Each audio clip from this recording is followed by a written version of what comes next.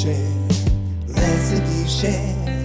Share a little recipe with Recipe Share.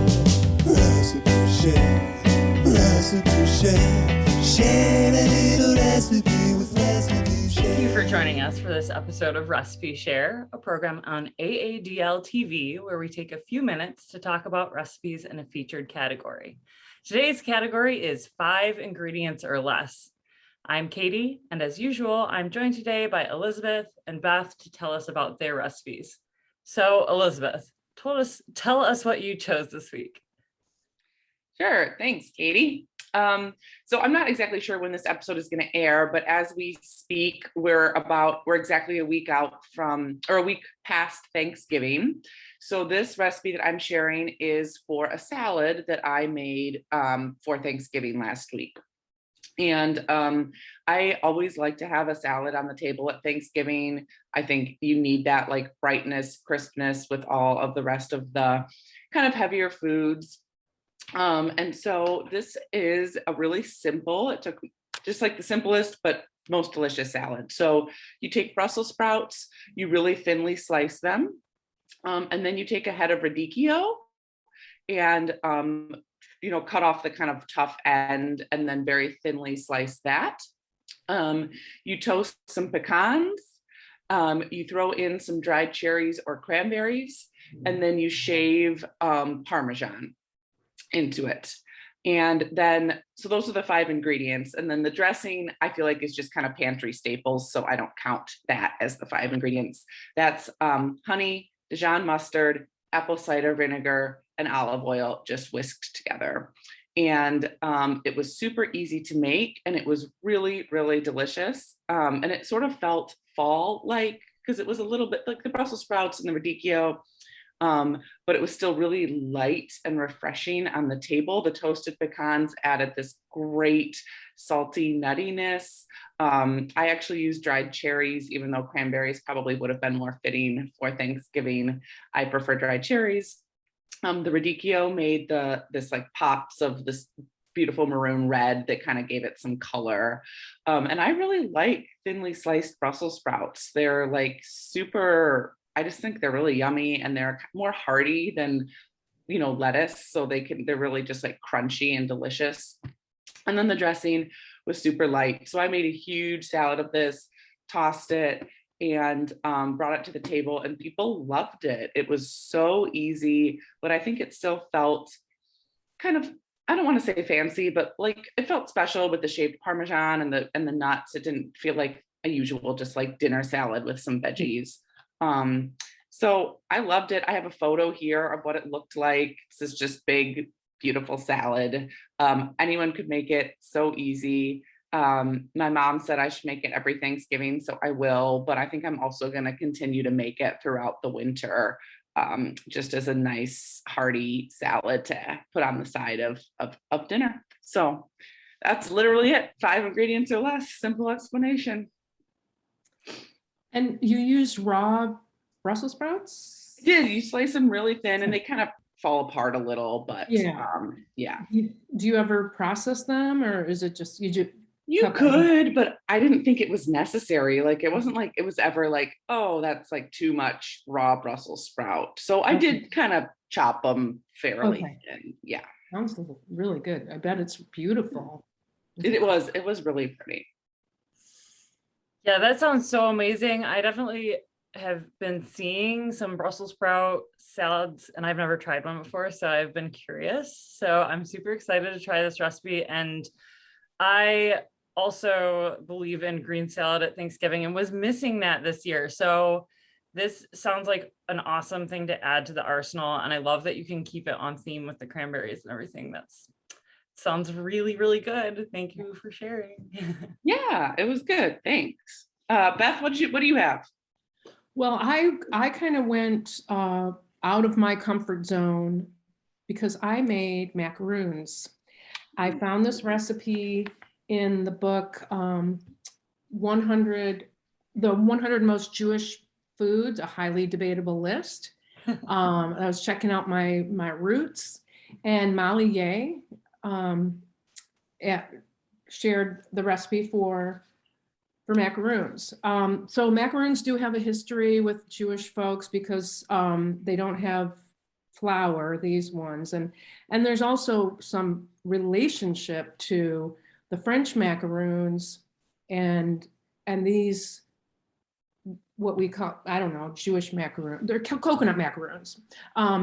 She wrote a little, this book has different articles and people shared various recipes. But anyway, the 5 ingredients are 2 cups of coconut, sweetened coconut.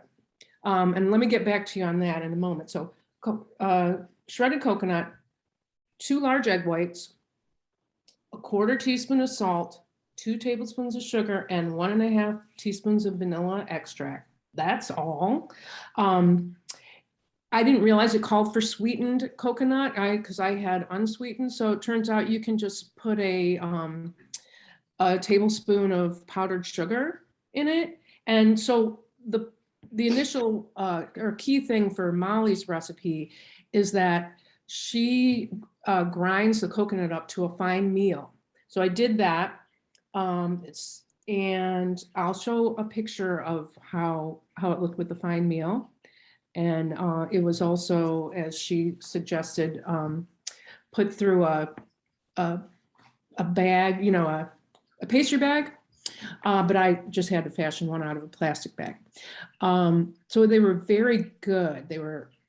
And they took 5 minutes. With Kurt and I made on one, I was processing and he was doing the beating. So egg whites you beat till very stiff, and then you add the coconut and vanilla. And so like I said, I had the one that I used the tip and the fine meal, and then I made it again with not so grinding of the coconut. They had more texture, and my family liked those better. They were more akin to what we are used to when it comes to macaroons, where you actually see the coconut, and I've got a picture of that too. So the other ones, you can't tell they're coconut, but they tasted like a sweet cloud or pillow. I mean, they were so very light. They were really amazing, but they just were too different texturally than what we're used to. So yeah, these were simple. Now I also did a little more exploring with Molly Ye and how her macaroons. She's got plenty of other macaroon recipes that call for sweetened condensed milk and lots of add-ins and stuff, but this is like the nitty-gritty recipe for macaroons. That sounds great. And forgive me, Beth, do you bake them? I don't know anything. Oh, yes, sorry. Yes, you do bake them for like 15 to 18 minutes till the bottom. Okay, and do they puff up or no? Yep. Okay. Oh, yeah, they do. It's already kind of puffy. It's not quite meringue, but it's stiff. And then you beat or add the coconut by hand, so it doesn't get too down. So for the first one, I used the bag. The second one, I used a scoop. Perfect. And that was way easier. Although I do want to. Do you have a pastry bag, either of you? Kind of was curious about getting one, but I'm sure they're not that expensive. No, I don't know. I'm sure they're not. I think it'd be kind of fun to have, but anyway, that was my 5 ingredients. I noticed that it was so few ingredients that I said, that's going to be my recipe. So Katie, what did you make this time? All right. Well, first of all, I just want to say that I have also tried a macaroon recipe that had very few ingredients and it was a fail. So I'm super excited to try your recipe. So that's awesome. I'm so glad it worked for you. That's great. But the recipe that I chose today is for fried cabbage and sausage. And this recipe comes from an Instagram account that I follow, Hillside Homestead.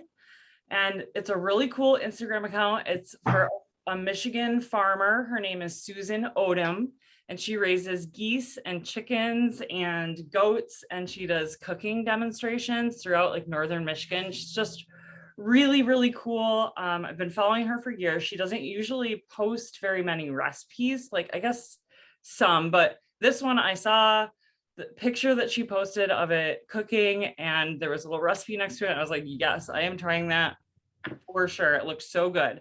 So we've got 4 ingredients here: 2 tablespoons of butter, a half a head of green cabbage sliced, 2 large sausage links. You can use andouille.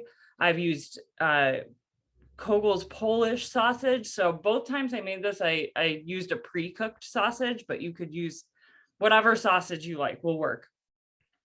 And then just a splash of apple cider vinegar. So you heat the butter in a large cast iron skillet, and then you throw your sausage rounds in there and just brown them up or cook them if they're not cooked yet. And then once those are all nice and brown, you just pull them off and put them on a plate to sit. And then you throw your cabbage in and your splash of apple cider vinegar, and just going to cook that down until there's basically no liquid left and that your cabbage is kind of browning a little bit. You throw your sausage back in and mix it all together, stir and stir, and that's it. It's good. It's ready to serve. It's so simple and so delicious and just like warming. It's super nice for winter. And so I like it just like this. It's totally good this way. But to add a 5th ingredient, I love putting in a couple of spoonfuls of whole ground mustard and just stirring that into it. It just gives it that extra little pop there. And then, so there were lots of comments on this Instagram post, and some other people had some ideas for add-ins that you could use. Apples, bacon, and then I also think onion would be really, really good in this as well. But as it is, it's a wonderful recipe, very simple, and I highly suggest trying it. I also made this right before Thanksgiving and was like, I have leftovers and I'm gonna have so many more. What do I do? So I froze some of it, and it reheated just fine. So that was a good find too. That sounds so good. I can't wait to write sausage and cabbage on my grocery list fast enough. I love easy recipes like that, and I love the options of add-ins based on like how you're feeling that day, like onions or mustard, or if you have an apple, or maybe I want to put this over like egg noodles or something. I don't know, so sounds great. Yeah, it's real versatile. I do like cabbage and sausage together. It's a tasty combo. Definitely. And I think I was really like sort of craving sauerkraut before I made this, and was like, well, I only like a little bit of sauerkraut and you have to buy like this much of it or whatever. So I was like, oh yeah, okay, this will satisfy that little craving too. And it totally did. So yeah. Cool. Okay. Well, thanks everybody for watching Recipe Share, and be sure to click the link below to look at the event page on aadl.org to find the recipes that we talked about today and share your own in the comments. Join us next time when we'll be talking about cooking with cereal. We're looking forward to seeing what you've been making, so thanks for sharing. Recipe share, share a little recipe.